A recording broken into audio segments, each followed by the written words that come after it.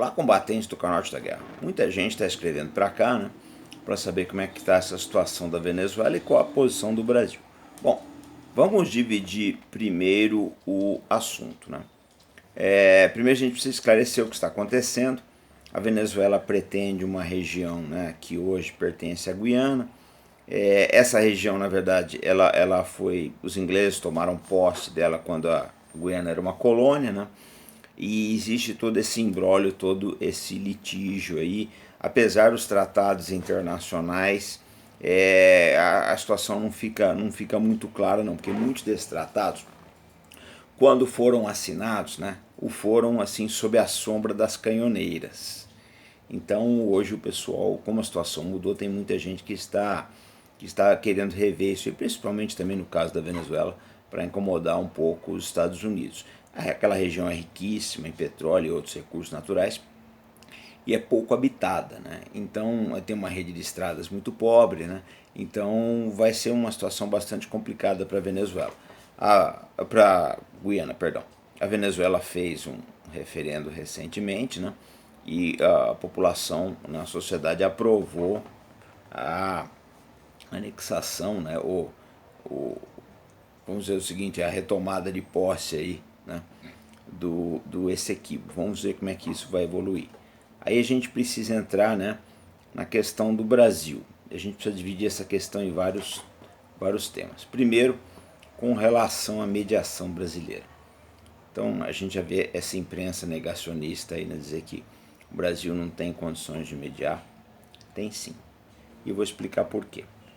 Primeiro, porque a relação do Brasil com a Venezuela é boa, não só no ponto de vista comercial, mas também pelo fato de que muita gente do governo brasileiro, né, tem laços com seus homólogos no governo venezuelano, e não é de hoje isso. Então isso facilita muito a comunicação entre os dois países. Não que o Brasil vá conseguir tudo que ele desejar numa mediação, mas pode, né, se chegar numa solução aí que evite um conflito armado. O Brasil tem efetivamente condições de mediar. Não sei como é que isso vai ficar, se os Estados Unidos não vão intervir também, né? Porque o problema, o caso da Ucrânia, por exemplo, o Zelensky queria negociar com o Putin. Estados Unidos e Reino Unido entraram no meio e o resultado a gente sabe, essa guerra que é uma tragédia para a Ucrânia. Mas se a coisa for decidida apenas entre a Venezuela e a Guiana, o Brasil tem condições de mediar sim. Agora eu duvido que isso vai ficar só nos dois países. Eu acredito que os Estados Unidos vai acabar metendo bedelho nisso e tendo os resultados que a gente sempre tem quando os Estados Unidos se intrometem numa questão que não é sua. Essa é a questão então da mediação. Aí vem o outro lado, né? Esse aí já é mais para o chapéu de alumínio. Que o Brasil atuar militarmente na região. Olha, pessoal, eu penso da seguinte forma. A única posição militar que o Brasil deve tomar nesse caso é garantir as fronteiras. Por quê? Porque hoje em dia a gente já tem muitos problemas nas Forças Armadas, né?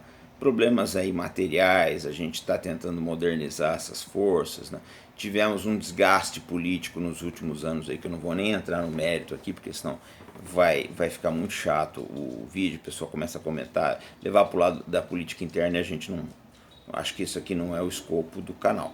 Mas, se acontecer por um acaso do Brasil se lançar numa aventura militar, que eu não acho recomendável de forma alguma, e tivermos problemas com isso, a imagem das Forças Armadas vai piorar bastante, vai ser um desastre para as Forças Armadas brasileiras, razão pelo qual eu acho que a gente deve deixar aí, né, a opção militar como a última das finais opções, tá? O Brasil tem que evitar isso daí. A gente precisa garantir as fronteiras, lógico, reforça as fronteiras, né? Leva algumas unidades para lá, faz um patrulhamento bastante reforçado, ostensivo aí, e evita qualquer problema. Mas se lançar numa aventura militar, de forma alguma, primeiro, que nós não estamos preparados para isso, segundo, que vai ter um custo que o Brasil não precisa arcar, terceiro, que a gente não sabe o resultado, e quarto, que nós não temos absolutamente nada a ver com isso. Mesmo o Brasil mediar uma crise dessas é uma concessão, é um bônus, tá? Mas a gente, se quiser passar ao largo e não mediar também, é um direito nosso. O que o Brasil precisa é reforçar e defender suas fronteiras e garantir a sua neutralidade. É isso que nós precisamos. Se a gente tiver que entrar num conflito um dia, que a gente seja arrastado, mas não que nós vamos entrar, né, voluntariamente, porque essas coisas não costumam dar certo. Eu costumo dizer sempre o seguinte, é aquela frase, né, que ninguém sabe de quem é, que abrir a porta, começar uma guerra é como abrir a porta de um quarto escuro. Você não sabe o que vai sair dali. De maneira que eu acho que a gente tem que refutar tudo isso, nós temos que ter uma posição bastante serena. O problema da Venezuela não é o problema do Brasil, o problema da Guiana não é o problema do Brasil. Tá? Eu vejo a coisa dessa forma. A gente tem que, lógico, tentar mediar, ser o pessoal do deixa disso, né? Preservar a nossa integridade territorial, mas se eles tiverem que se digladiar, e paciência, não é problema nosso, é fechar a fronteira para não ter aí uma crise de refugiados como já tivemos em anos anteriores. Então eu acho que as questões de política externa, principalmente aquelas ligadas à área de defesa, elas precisam ser conduzidas com uma responsabilidade muito grande. Por quê? Porque as Forças Armadas brasileiras estão num momento muito delicado. Nós temos Forças Armadas tecnologicamente defasadas em relação ao que acontece no resto do mundo. A nossa indústria de defesa não é boa.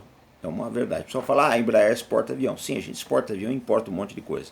A gente importa, na verdade, muito mais do que exporta. Então, a gente está muito longe de ter uma indústria de defesa, né, de um país com características bélicas. O Brasil, eu falo sempre que é um país pacífico. A guerra não é o nosso negócio, é a verdade, a gente tem que reconhecer isso, né? Tem que pôr o pé no chão e falar, a guerra não é o nosso negócio. Pelo menos não foi até hoje.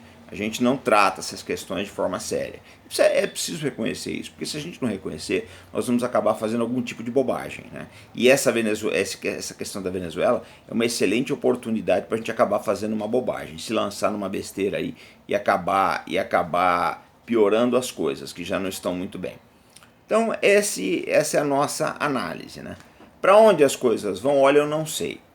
Eu não sei aonde o Nicolás Maduro quer chegar. A gente não sabe quais são as intenções dele, né? Está provocando, eu não tenho a menor dúvida disso, né? Eu acho que ele vai empurrando a crise, enquanto ele não achar um obstáculo. Ele vai continuar direcionando a mesma. Ele sabe que o ano que vem temos aí as eleições americanas e o Biden tem que tomar muito cuidado com o que vai fazer, senão perde as eleições, né?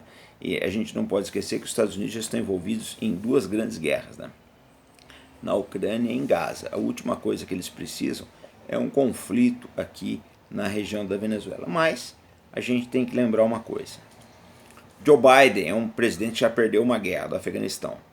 Está no caminho de perder a segunda, que é a Ucrânia. E tem uma terceira de Israel em Gaza, que ele apoiou bastante, que não vai muito bem. Um sujeito, né, uma pessoa com esse histórico aí terrível, né, não está longe de acabar fazendo mais uma quarta bobagem.